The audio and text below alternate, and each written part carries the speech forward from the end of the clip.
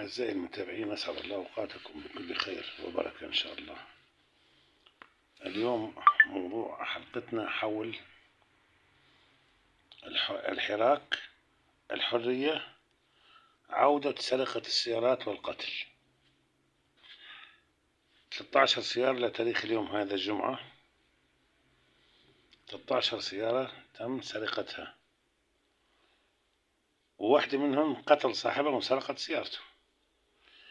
كانت الحراك يقولوا أنه من لما بلش الحراك وساحة الكرامي وانطردت الأفرع الأمنية بطل في سرقات وقتل.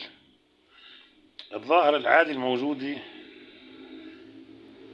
ببعض أبناء الجبل، العادي هاي ما بتتغير، يعني قليل الأصل. وابن الحرام، ابن الحرام يعني ابن الزنا يعني. أوكي، هل هو يستحل مال الغير ورزق بعاد للروح من السيارات لآنسة من الآنسات، هي مدرسة فقيرة معثرة درويشي جمعت خير الله مصاري اشترت سيارتها كيريو. في بناء اليسر اللي هو على المحوري تم سرقة سيارتها. يعني هذه مسكينة بدها شي 20 سنة تجمع حق السيارة مرة ثانية.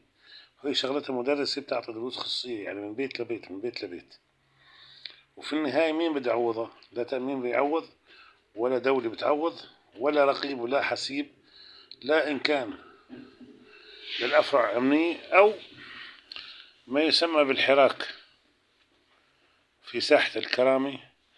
مثل ما صار عندكم حراك للمطالبة بإسقاط النظام وطرد الأفرع الأمنية والحزبية وما شابه ذلك، كان يفترض أن يكون عندكم فصيل. هذا الفصيل يعني يتنظم بشكل تحت قيادة سماحة الشيخ حكمة الهجري وبرعايته، ويكون في رقابة وسلطوية من هذا الحراك ومن هذا الشيخ الفاضل اللي هو هذا 7 الرجال اللي نحن بنعرف قناعتنا ثابتة فيه بأنه ما بخاف، لكنه بنفس الوقت تغنيتوا يا جماعة الحراك بأنه ها يلا هاي طردنا الأفرع الأمنية بطلنا نشوف لا سرقات ولا قتل.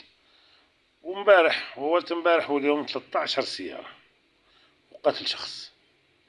مثل ما فضيلة الشيخ طلع قرار بهدر دم الخاطف، يرجى كمان إصدار قرار بهدر دم السارق، لأنه السارق والقاتل، القاتل قتل نفس والسارق بيقتل كل يوم نفس.